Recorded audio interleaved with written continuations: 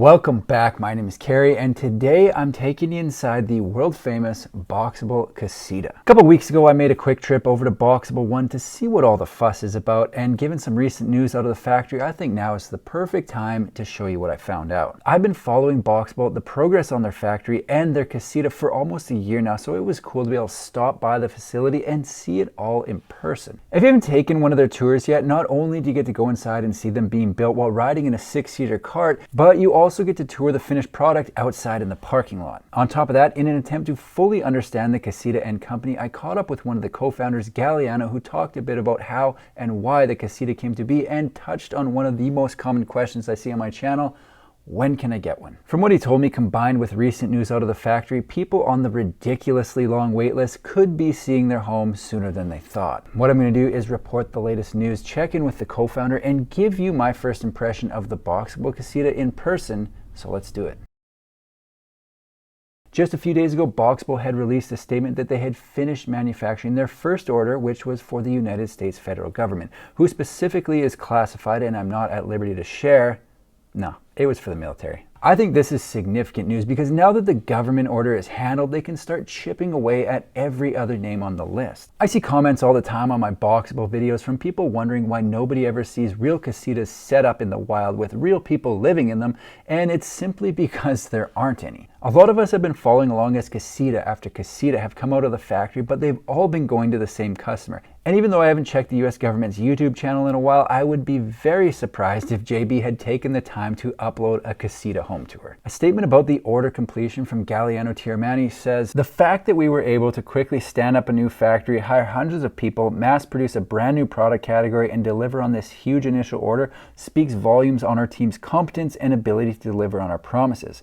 Big things to come." You know what? He does have a point. Right now, there are likely a lot of people on the list getting a bit fussy, not knowing when they'll get their casita. Trust me, I get it. I'm the guy that checks the tracking number when I order a t-shirt the exact second I get it, knowing full well, 1, it hasn't shipped yet, and 2, it probably won't even fit, so pot calling the kettle black, but we need to zoom out. If we really look at how much has happened at Boxabl over the last 12 months, I think it's probably fair we cut them a bit of slack because given the same amount of time, all I've done is gain 5, possibly 10 pounds. Listen, if you're one of the people currently on the wait list, this should definitely be taken as good news because with the government order out of the way, now they can start building homes for the general public. Besides, would you really want the first home out of a new factory?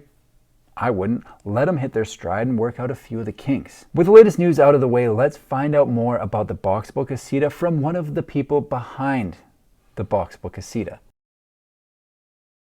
The original idea for Boxabl actually came many years ago. My father, Paolo, was the original inventor, and he built a modular house using the traditional modular, wide load lumber frame house. And he just experienced all these problems with it and inefficiencies, and he thought there had to be a better way. And we said, let's start with the smallest room module in the system. Let's target that towards accessory dwelling units in the backyard in California because those are becoming super popular.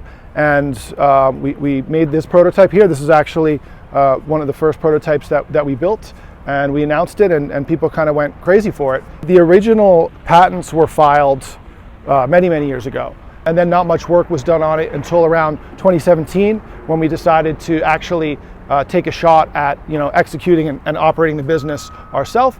And things have moved pretty quickly from there. We did one version of prototype 1 year, another version of prototype the next year, and then we got this factory up and running, and now we're cranking out a few houses per day. The designs for the house kind of keep changing as we go through generations. So like much the same as you would see a first generation iPhone, and then every year they improve it. That's the same thing we've been doing here, and I suspect it's the same thing we'll be doing for a long time.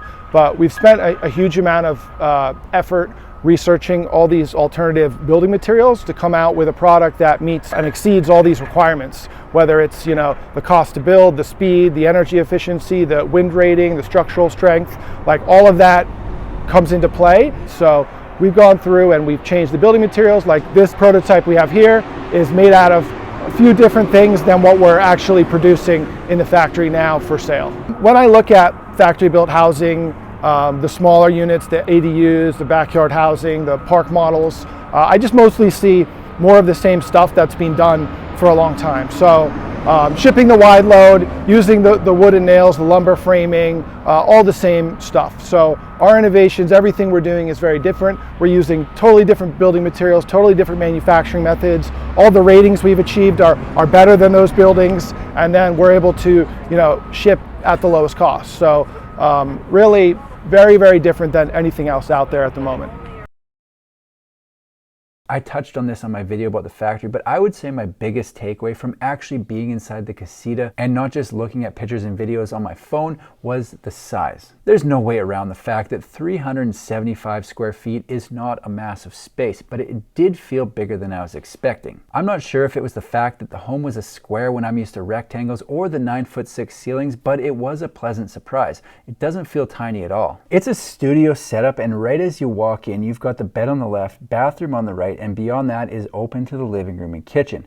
For me, the kitchen has more than enough room for anything I'm going to be attempting to whip up and lots of cabinet space for my crap. But if you're the kind of person who likes to make an enormous turkey dinner for 15, might be a bit tight. The counter wraps around outside the kitchen and provides an eating space for two that eliminates the need for a table. Again, if you're the kind of person who loves to entertain indoors, going to be a bit tough, but someone who wants to host a bunch of people all the time likely isn't looking at a 375 square foot home. Across from the kitchen is the living room, and they had it staged with the love seat, but there was definitely enough room for something bigger.